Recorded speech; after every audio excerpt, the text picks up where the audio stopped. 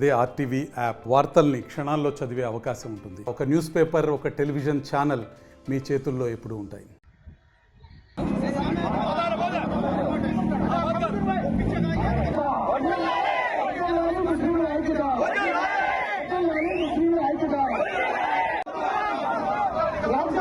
ఈరోజు ముస్లిం ఐక్యవేదిక ఆధ్వర్యంలో వేటపాలెం మండలానికి సంబంధించినటువంటి మసీదులు పెద్దలు మరియు మైనారిటీ నాయకులందరూ కూడా ఈరోజు రోడ్డు మీద పడటం జరిగింది.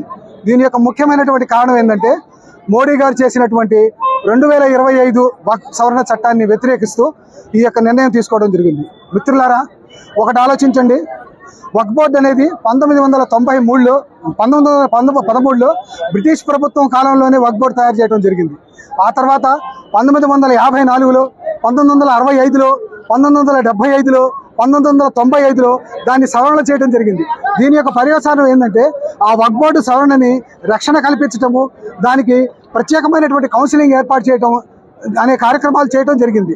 అయితే ఇప్పుడు మోడీ చేసినటువంటి ఈ యొక్క సవరణ అనేది పౌర హక్కుల్లో 2, 3, ఆ తర్వాత భారత రాజ్యాంగంలోని ఆర్టికల్ 15, 21, 25, 26, 29 ప్రకారం ముస్లింల హక్కులను కాలరాసేటట్టు ఉంది. కాబట్టి దీన్ని నిరసన చేస్తూ భారతదేశం వ్యాప్తంగా కూడా ఈ యొక్క నినాదాలు, ఈ యొక్క నిదర్శనాలు చేయడం జరుగుతూ ఉంది. కాబట్టి దయచేసి ఈ యొక్క మోడీ చేసినటువంటి వక్ఫ్ బోర్డు సవరణ చట్టాన్ని ఖచ్చితంగా పునఃపరిశీలన చేసి రద్దు చేయాలని చెప్పేసి, అలానే సుప్రీంకోర్టు కూడా నిన్న మొన్న త్రిసభ్య కమిటీ ఒకటి చాలా చక్కగా చెప్పింది. ముస్లిం యొక్క కమిటీలో ఇతర మతస్థుల భాగస్వామ్యం ఏంటి? కాబట్టి దీన్ని మేము పూర్తిగా వ్యతిరేకిస్తూ ఉన్నాము.